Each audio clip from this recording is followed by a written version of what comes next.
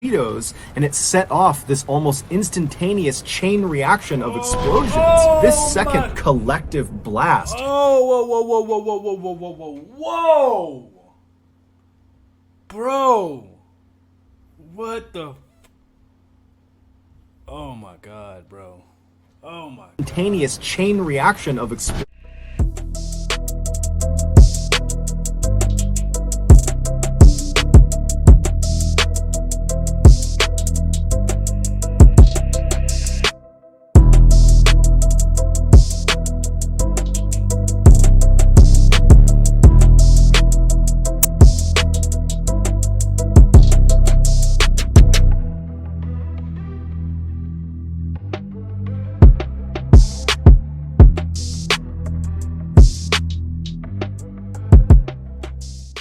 It's what y'all voted for, right? I mean, I told y'all to choose between Mr. Ballen or like Nuke's top 5. Mr. Ballen got it by like a pretty good margin. Know what I'm saying? So y'all already know. I'm not gonna deliver for y'all, man, cause like both of these guys dropped the video today. Know what I'm saying? Mr. Nightmare. On a Mr. Ballen and also Nuke's top 5, but obviously, like, you guys chose Mr. Ballen, so that's what we're going to be reacting to. Like, shouts out to all the Mr. Ballen fans. I mean, hit that subscribe button if you're not subscribed. I wanted more votes than what we had. I think we had like 100 or something votes. Now, I wanted a lot more because I know a lot more of you guys watch these type of videos. So, like, every vote counts. You feel me? So, I just appreciate everyone who did vote. You know what I'm saying? And we definitely going to be reacting to, like, both videos. You know what I'm saying? So, like but again, today we're gonna be checking out this man is about to live a nightmare. So like, share, comment, and subscribe. Like Mr. Ballen always comes through with these super dope videos. Like, let's get this video 200 likes. I think y'all already know that already. Please hit the like button, bro, because I be getting hella views but no likes. Like the video, gang. Hit the thumbs up before you guys leave and share the video as well. Know what I'm saying? So without further ado, let's go ahead and get into this thing. Let's get it. In 2000, a handwritten note was discovered at the bottom of the ocean up in the Arctic Circle, and it revealed this absolutely horrifying true story. But before we get into that story, if you're a fan of the strange, dark, and mysterious delivered in story format, then you come to the right place, because that's all we do, and we upload once or twice every week. So if that's of interest to you, please invite the like button to go on a long bike ride with you, but make sure before you step off, you replace the water in their water bottles with hot dog water. Also, please subscribe to our channel. And that is so wrong. That is so wrong, bruh. That is wrong. Turn on all notifications so you don't miss any of our weekly uploads. All right, let's get into today's story. Let's go.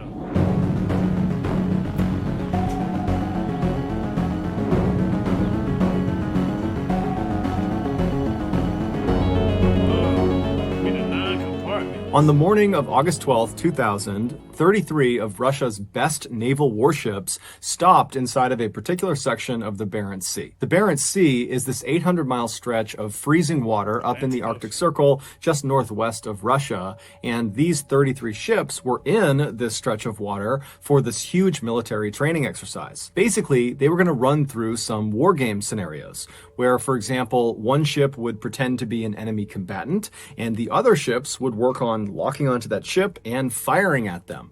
But of course, they wouldn't use real missiles or torpedoes. They would use duds that didn't actually explode. And so around 9 a.m., the man who was in charge of this entire operation, his name was Admiral Popov, and he was actually on board one of these 33 ships. He authorized one of the submarines that was out there to shoot 2 of their dummy torpedoes at a target, an enemy combatant, which was actually just one of the other ships.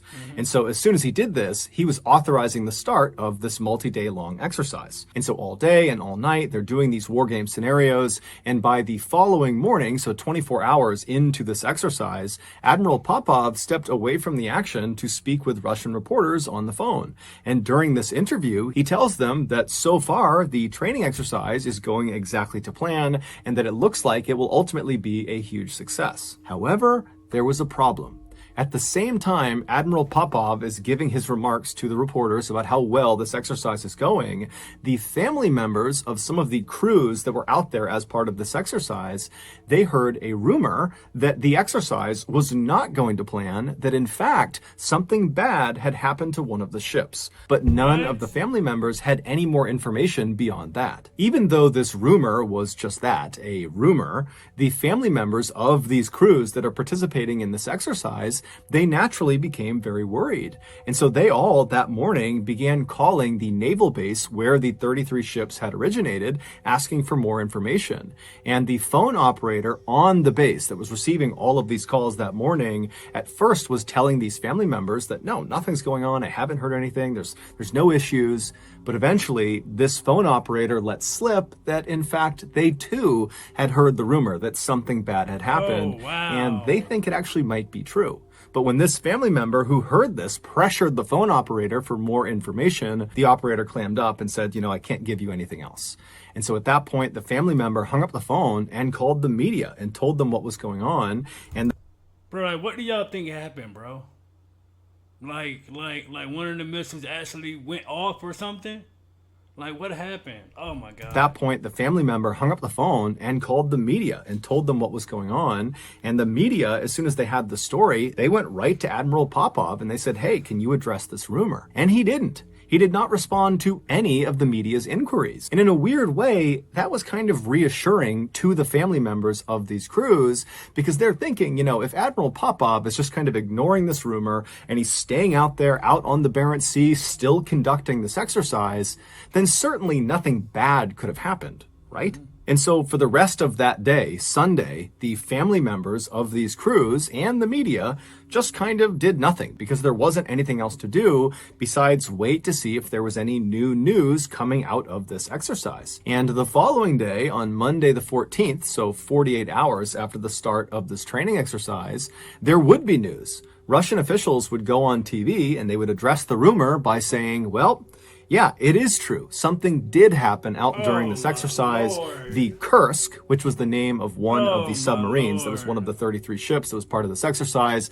they experienced some minor technical difficulties that forced them to ground their vessel at the bottom of the Barents Sea. But don't worry, this is normal. We're in touch with them through the radio. Everybody is fine. We are pumping air and power into their submarine, and before long, we will have them back on the surface. There's nothing to worry about. Now, naturally, the family members of the Kursk crew specifically, they panicked when they heard this because even though the government is acting totally confident that everything is fine, they did not feel confident that everything was fine. Their family members are trapped on the bottom of the ocean.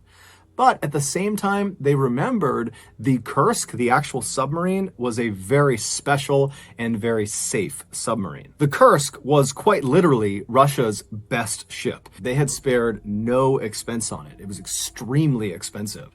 And it was massive. It was bigger than 2 football fields put together. And it was constructed out of this very specialized, highly reinforced steel that allowed it to take a direct hit from a torpedo and just keep on going, no problem. It was also outfitted on the inside with all the latest and greatest technology. And so if you were going to be stuck at the bottom of the ocean inside of a submarine, you would want to be stuck inside of the Kursk. And so the families took solace in that. But over the next couple of days, despite the government reassuring everybody in the news that everything was fine, it's totally minor, we're going to have the Kursk up in no time, despite all that, the Kursk still had not been raised to the surface. Yo. And the government was Like, and it's been how long? A couple days? fine. It's a couple of days despite of the Kursk. And so the families took solace in that. But over the next couple of days, despite the government Kursk up in no time, despite all that, the Kursk still had not been raised to the surface. And the government was not giving the families or the media any new information. And so in this kind of void of no real information, the families began to panic and the media began to speculate. Did the Kursk really suffer from... But I'm about to say, like, yeah. I was about to say, look, like what minor, like, technical difficulties were the point they can't come back up to surface? Like, what could... I don't know, yo. Families began to panic and the media began to speculate. Did the Kursk really suffer from minor technical difficulties like the government was saying?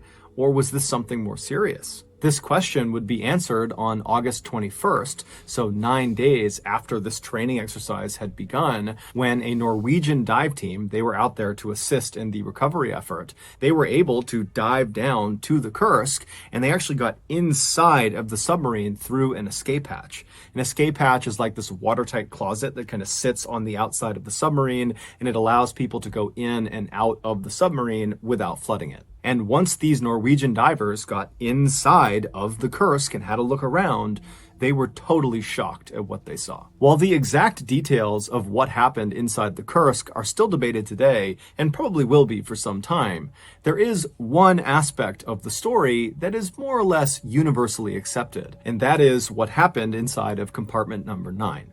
The Kursk was divided into 9 watertight segments called compartments. Number 1 was at the front of the submarine, and then it went 2, 3, 4, all the way down to 9 in the very back of the submarine. And the reason we know what happened inside of compartment number 9 is because a 27-year-old Kursk crew member, Dmitry Kolesnikov, told us. Dmitry was born into a family of submariners. His father was a submariner, and his father's father was a submariner, and Dmitry idolized them, and so growing up, that was all he ever wanted to be.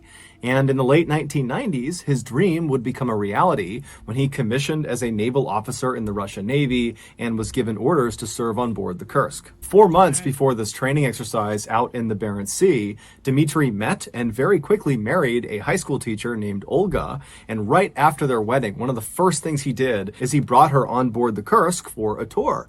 And Olga brought along a video camera and filmed her tour through the ship. And on this video, Dmitry is all smiles. He is so happy to be leading her around the ship and introducing her to people and showing her all the cramped spaces on board the submarine. Yeah. It's really obvious that Dmitry was so proud of his job. Not only of his job, but also just so proud to be sharing this part of his life with his wife. Fast forward to August 12th, 2000, and Dmitry, along with 117 other crew members on board the Kursk, had just arrived at their designated section in the Barents Sea for this training exercise. And at 11:27 a.m., the captain of the Kursk came over the radio and he told Admiral Popov, who was not on the Kursk, he was on a separate ship, he told the Admiral that the Kursk was about to fire their 2 dummy torpedoes. After this call was made, the men in the first compartment of the Kursk, so at the very front of the Kursk, this is where all the torpedoes, both fake and real, are stored, they began loading these 2. Bro, I feel like, I mean, did you hear what he just said? Fake and real missiles. I feel like it was like possibly somebody accidentally put a real missile up there and actually really, I don't know, bro. Oh my God. This is where all the torpedoes, both fake and real, are stored. They began loading these 2 dummy torpedoes. Meanwhile, Dmitry was all the way back in the 7th compartment, the engine room. That was where he was stationed. He was actually in charge of everybody who worked in the 7th compartment. And so as these 2 dummy torpedoes are being loaded, Dmitry and his men, there weren't that many of them, they were twisting dials and pulling levers, when all of a sudden there's this really loud crashing sound, and then the ship shudders and then jolts hard to one side, as if someone had grabbed the front of the submarine and just forced it to one direction. What Dmitry and the men in the 7th compartment could not have possibly known was that one of the real torpedoes in the first compartment had malfunctioned and it exploded. Told you, I knew something was gonna happen. One of those real missiles, bro. I know something was gonna happen. Somebody either fired one or something like this happened right here, bro. I knew it was something, bro. I knew it was something. Of the real torpedoes in the first compartment had malfunctioned and it exploded. But because of how well built the Kursk was, how strong the exterior walls were, this torpedo, as advertised, did not puncture through it. It did a lot of damage and caused a massive fire, but the sub was not sinking. So back in the 7th compartment, Dmitry, he stands up from being jostled to the ground, and the alarms are going off and everything is totally chaotic. Everyone's asking what's going on. And Dmitry, he takes charge and he tells his men to follow the emergency protocol, which was to seal the watertight doors of your compartment. And so in this case, he sealed both the doors, one leading to the 6th compartment and the other leading to the 8th compartment. There's a lot of reasons for why they do this, but in essence, if there's a leak somewhere in the submarine, by sealing off your compartment, you protect yourself from being flooded. As Dmitry and his men are sealing these two doors, they would have begun to see and smell smoke as it came in through the ventilation ducts, because there was now this uncontrolled fire raging at the front of the submarine. They also would have felt the submarine suddenly pitch upward at a very steep angle as the captain of the Kursk desperately tried to surface. But before they could reach the surface, that uncontained fire reached the other live torpedoes, and it set off this almost instantaneous chain reaction of explosions. This second collective blast. Whoa! Bro! What the? Oh my God, bro. Oh my God. Instantaneous chain reaction of explosions. This second collective blast killed virtually everyone in the front half of the submarine. Either the blast itself blew them apart, or once this hole in the front of the submarine, because the second blast did puncture the walls, once that hole was created, all this Arctic water began flooding into the submarine. So if you didn't get killed by the blast, you very quickly drowned. The only people who survived the first and second explosions were anyone in the 6th compartment going backwards. So 6, 7, 8, and 9. And so Dmitry and the other men in the 7th compartment, they would have been definitely badly shaken up from that second explosion. That completely rocked the submarine and sent them tumbling all over the place. But they would have been very alive and very aware of the terrible situation they were in. And so I would imagine that Dmitry and the others tried to grab onto any of the piping or anything they could as the submarine, because the control tower has been destroyed, just angled straight down and began careening downward. At 11:32 a.m., just this is terrible right now, bro. Do y'all not hear what's going on? Like, boy.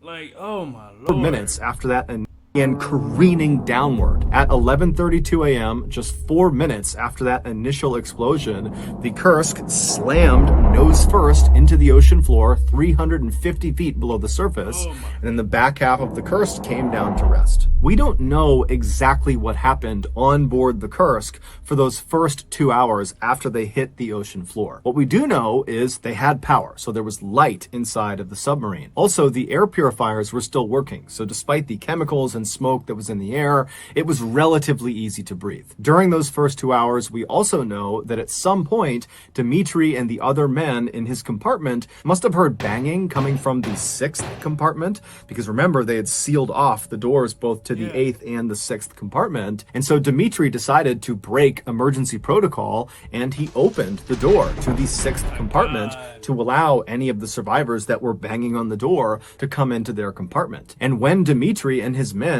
opened that door and looked into the 6th compartment, they would have seen that it was rapidly flooding, and most likely anybody forward of that compartment, so 5, 4, 3, 2, 1, they were already dead. By 1:30 p.m., Dmitry and his men in the 7th compartment and the other survivors from the 6th compartment, they were forced to retreat from the 7th over to the 8th compartment and then finally into the 9th compartment because of flooding. Even though they had sealed off their watertight doors, the walls were no longer watertight because this huge explosion had sent shrapnel flying down the body of the submarine, puncturing holes in all of the walls. And so it didn't matter if you shut your watertight door. Eventually, as one compartment would fill up, it would begin leaking through all the cracks in the walls. And so Dmitry and all of the people he was with, they would have been very aware of that. And so by the time they got all the way back to the 9th compartment, the very back compartment, there was nowhere else to go. The water was going to eventually reach them,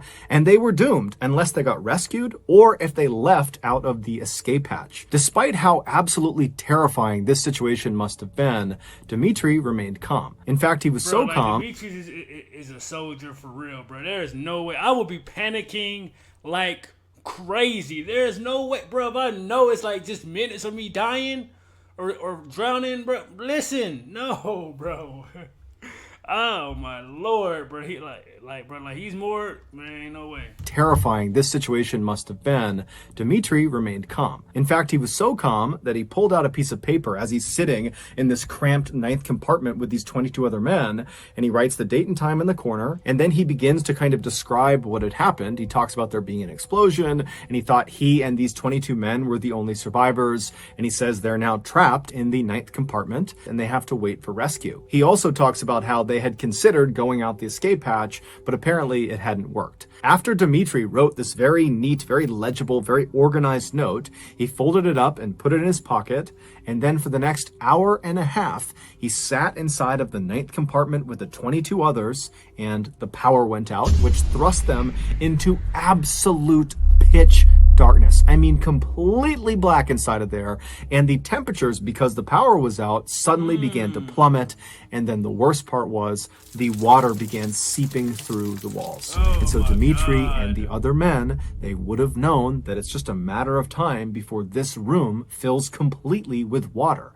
And there is nowhere to go. And so with the water rising all around them, Dmitri pulls that paper back out of his pocket and he adds to the note. And this time, his handwriting is barely legible. And it's because he's probably suffering from hypothermia, so he's shaking. He can't see what he's writing. In fact, he writes the words, "I'm writing blind," to indicate it's totally dark in the room. And in this second note he leaves on this piece of paper, which was dated and time-stamped an hour and a half after the first one, Dmitri indicates that he does not think he's going to survive. It's very clear none of them think they're going to survive. Then, with the remaining space on this piece of paper, Dmitri writes this very loving and very thoughtful message to his wife and his family, saying, because he pretty much know it's over, bro. He know it's over right now, bro. There's literally nothing else they can do. They're trapped.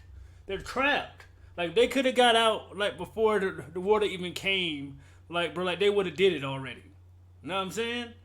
But they're trapped. Oh my God, dog. Dmitri writes this very loving and very thoughtful message to his wife and his family, saying goodbye. And then his final words on this note are, "Regards to everybody, no need to despair, Kolesnikov." After he wrote this second message on this note, he folded the paper up, put it in his breast pocket, and then in total darkness, listening to the sound of water rushing into the room, he and the other 22 damned souls prepared to die. We don't know how long Dmitri and the other 22 men survived in compartment 9, but experts say the entire Kursk submarine was completely flooded 8 hours after the initial explosion. One of the most heartbreaking aspects of this case is that Dmitri and these 22 other men could have potentially been saved if the Russian response was a little bit more urgent and coordinated. Despite 2 of these ships, including the ship that Admiral Popov was on, hearing and feeling the second explosion that the Kursk experienced, nothing was done about it. It was reported, but no one really did anything. Whoa, you mean to tell, so this guy knew what happened, but he's trying to say it was just technical difficulties. What? And it was complaints, but no one did nothing about it? Are you serious? That the Kursk experienced, nothing was done about it. It was reported, but no one really did anything. And then when no one could get in touch with the Kursk after they had said they were going to fire those 2 dummy torpedoes, everybody else, all the other ships, Admiral Popov, they all just said, you know what, I'm sure it's just their radios and they're fine and they'll be in touch soon. God, and so it wasn't until later that evening when the Russian Navy even figured out there was a major problem with the Kursk, that the Kursk has vanished. And then it would be several hours before they even got a rescue submersible in the water down to the Kursk. And then once it was down there, they could not latch onto the escape hatch on the submarine. And so even if there were survivors inside of the submarine, they would not have been able to exit into this rescue submersible. And so for days and days, the Russians struggled to try to get inside of the submarine and kept turning down foreign aid from Norway, from America, from Great Britain. And then finally, 9 days days after the Kursk had sank, the Russians did accept foreign aid, and that's when the Norwegian dive team, they went down and they were able to open up the escape hatch. And when they went inside the submarine, they saw it was completely flooded. There were bodies floating everywhere. And that's when ultimately Dmitri's body was found, and they found that note tucked in his breast pocket. Russia would go on to award the entire crew of the Kursk with the Order of Courage, which is a very significant military award. And the families of the crew of the Kursk were given 10 years salary each. They were also given free housing in any Russian city, and their children would all have their college education paid for. So that's going to do it, guys. If you found the secret in today's episode, wow, man, R.I.P. to all, like, the people who let us know in the comments section what it is. Like, R.I.P. to everyone who lost their lives, man. Like that's terrible, bro. Just minutes and minutes and minutes, just knowing that you're about to just die. Like, I wouldn't like wish that on my worst enemy, guys. Like, I'm just saying, man. Like, that's crazy to me, man. Like these like military people, man. We got to give these guys more praise. Just like these guys out here that go fight for us every single day, to go to war for us every single day, man. Like, we got to give these guys more praise, man. They put their life on the line every single day, and like any day, like, can be their last day. Know what I'm saying? Like, let me know what you guys thought about this reaction, man. Shouts out to Mr. Ballen for giving us this banger. Like, this jump was crazy, bro. This jump was crazy. Like, tell me how you guys feel about like this video, man, about the ship, about everything, man. Let's get this video to 200 likes, and I'm definitely gonna be back tomorrow at 11 p.m. gang. So SRT gang, I am out this thing, man. Let's get it.